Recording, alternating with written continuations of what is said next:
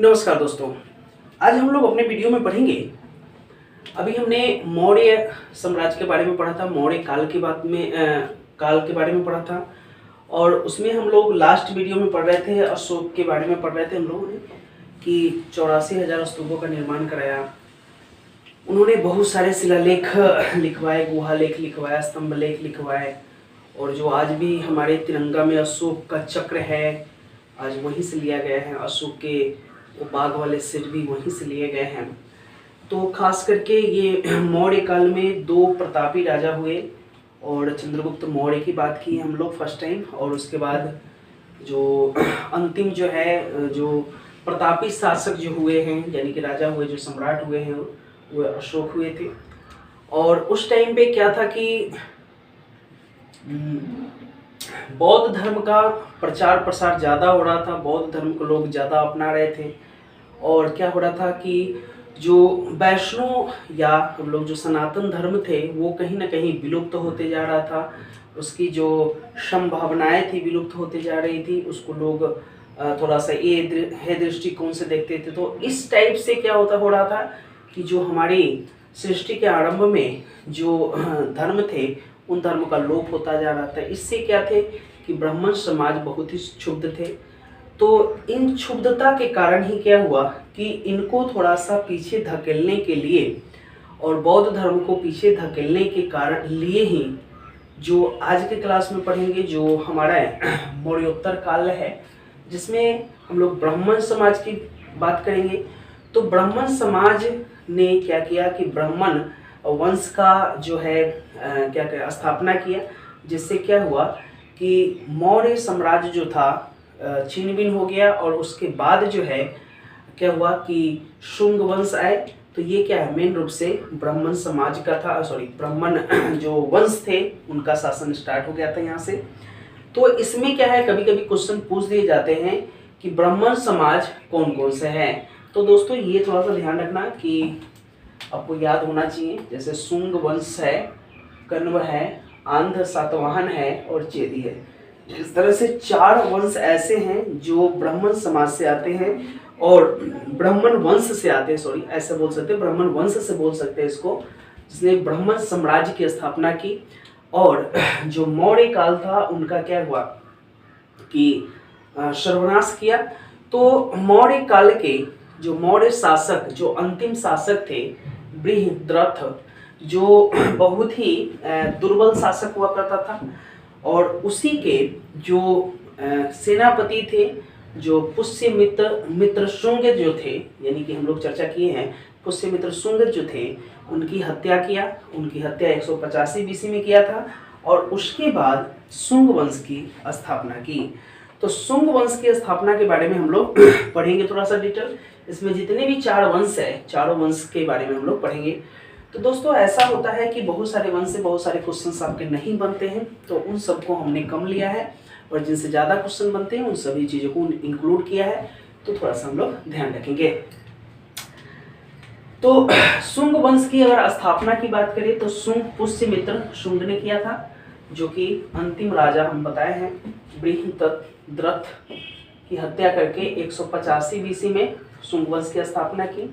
राजधानी को इसने विदिशा को अपना राजधानी बनाया। दोस्तों विदिशा अभी मध्य प्रदेश में है, जो कि भोपाल से कुछ पहले पड़ता है विदिशा। तो उसने अपनी राजधानी को विदिशा बनाया।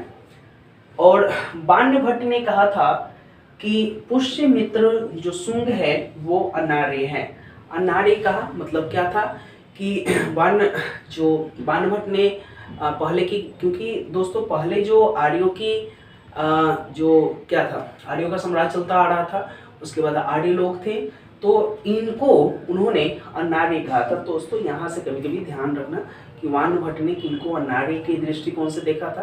तो ये थोड़ा सा ध्यान रखेंगे पुष्यमित्र शुंग को।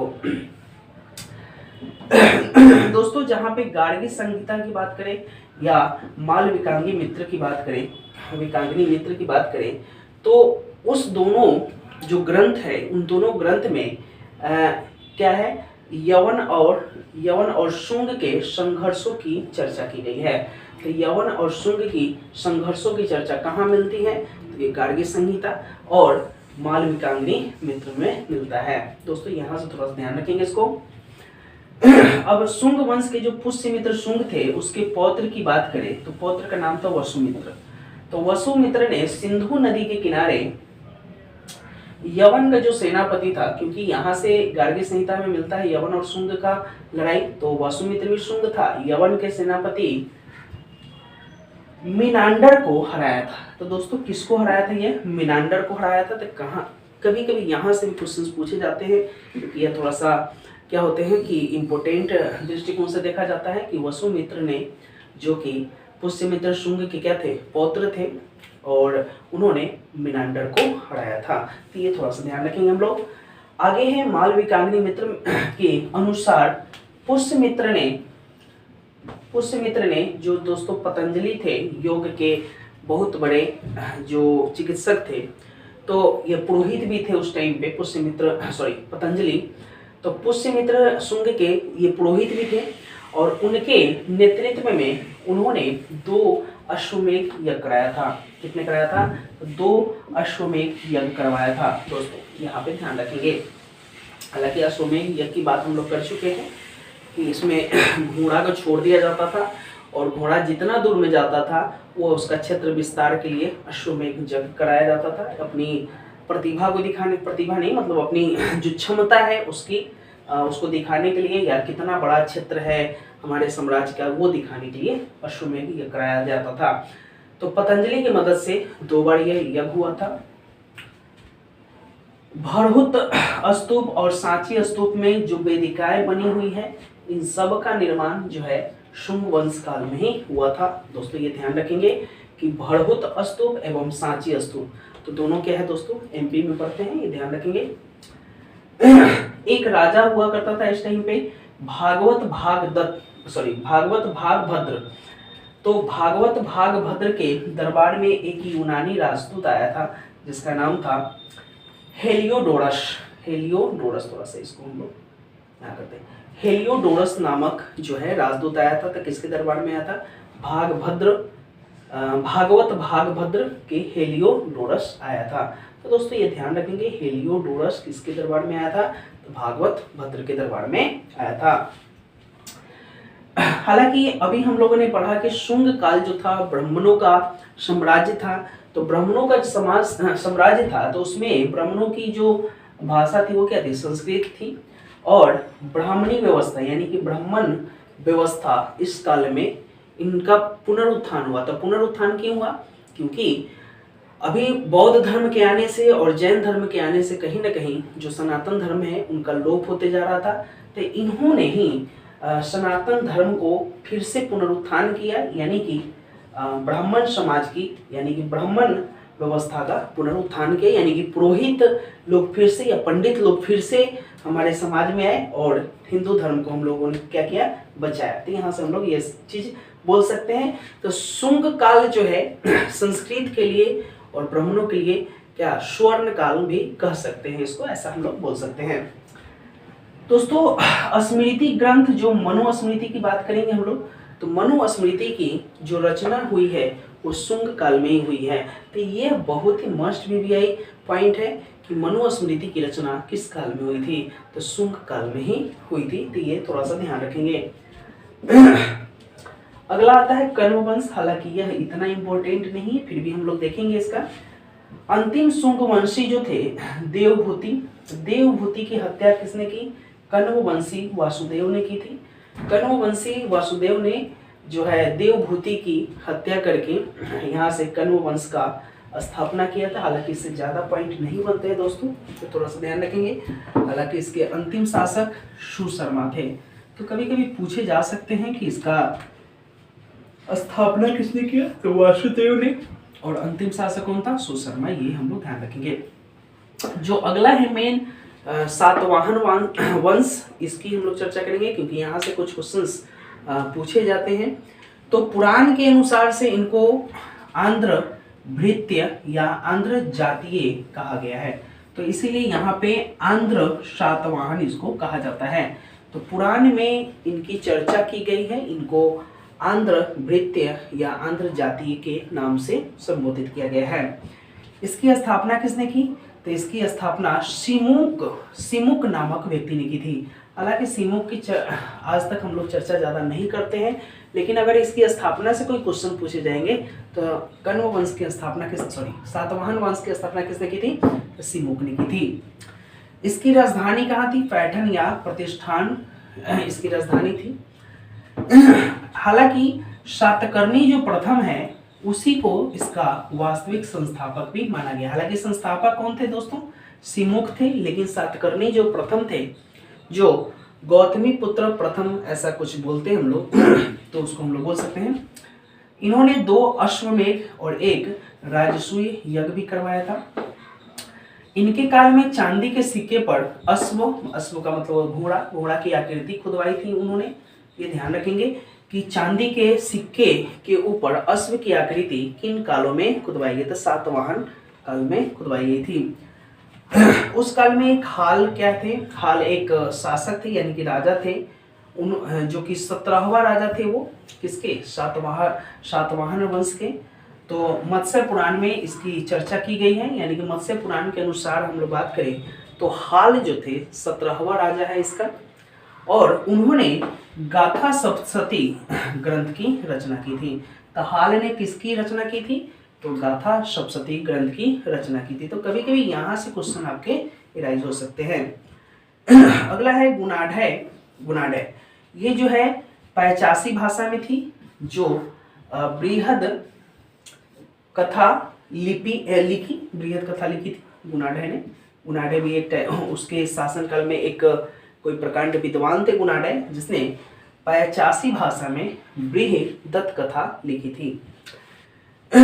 गौतमी पुत्र सातकर्णी सातवाहन वंश का 23वां राजा था। तो दोस्तों यहाँ पे सातकर्णी प्रथम अलग था दोस्तों, ये थोड़ा सा गौतमी पुत्र सातकर्णी सातवाहन वंश का 23वां राजा था, जो कि जिसे वेंकटक की उपाधि प्राप्त हुई और उन्होंने वेंकटक नामक शहर भी बसाया था। तो यहाँ से यही क्वेश्चन आएंगे। नागार्जुन इनके समकालीन थे, ये ध्यान रखेंगे। जो शून्यवाद के जन्मदाता है नागार्जुन, शून्यवाद के जन्मदाता है, वो किसके समकालीन थे? कभी कभी क्वेश्चन पूछे जाएंगे। तो नागार्जुन के सातवाहन वंश के, यानी कि ये गौतमी पुत्र सातकर्णी के समकालीन थे। यज्ञश्री अंतिम राजा था, जिन्होंने सिक्कों पर मछली, शंख और जहाज खुदवाए थे। क्या क्या खुदवाए थे? मछली, शंख और जहाज। यज्ञश्री दोस्तों ये ध्यान रखेंगे, अंतिम राजा हुआ करता था उस टाइम पे। हालांकि उस टाइम पे जो व्यवस्था थी, सामाजिक व्यवस्था थी, मातृसत्तात्मक व्यवस्था थी उस टाइम पे। हालांकि उस टाइम पे बात करें तो समाज क्या था? मातृसत्तात्मक समाज था उस टाइम पे। और उसी काल में ब्राह्मणों को भूमि दान एवं जागीर दान करने की प्रथा फर्स्ट टाइम स्टार्ट हुआ था। क्योंकि दोस्तों सातवाहन वंश जो था ब्राह्मणों का वंश था, और उसी टाइम पे ये ब्राह्मणों को भूमि दान करना एवं जागीर दान करने का रिवाज सामने आया था। उस टाइम की जो राजकीय भाषा थी वो प्राकृत थी, हालांकि लिपि ब्राह्मी थी, ये ध्यान रखेंगे थोड़ा सा। गौलमिक उस टाइम पे जो ग्रामीण शासक हुआ करते थे उसको गौलमिक बोलते थे। और जो शब्द यूज होते थे चैत्य, तो चैत्य किसके लिए यूज होता था? जो प्रार्थना स्थल होते थे, खास करके जो बौद्ध मंदिर होते थे। बिहार यानी कि भिक्षु निवास, जहाँ पे भिक्षु निवास करते थे। कार्ले का चैत्य, अगर यहाँ से भी सवाल पूछे जाते हैं तो ये सातवाहनों ने ही इसका निर्माण कराया था। तो यहाँ तक सातवाहनों का जो मेन रूप से जो पॉइंट थे उनको हमने कवर किया। लास्ट बचता है चेदी वंश। यहाँ से हालांकि यहाँ से बहुत सारे क्वेश्चंस नहीं बनते आपके। इसकी स्थापना की बात करें तो महामेघ वाहन ने की थी इसकी स्थापना, और इसके सबसे प्रतापी राजा की बात करें तो खारवेल थे। अगर जैन धर्म खारवेल थे, और इसमें लगभग सभी क्या थे? जैन धर्म के अनुयायी थे। और हाथी गुम्फा की भी जानकारी इसी वंश से मिलती है। तो ये सारी थी मौर्योत्तर काल के बारे में, जो कि मौर्य काल के जस्ट बाद में ये सारे काल आए थे। आशा करते हैं आपको पसंद आई होगी वीडियो। दोस्तों इसके आगे भी हम लोग पढ़ेंगे हिस्ट्री का आगे। चलिए तो अभी तक के लिए इतना ही। नमस्कार।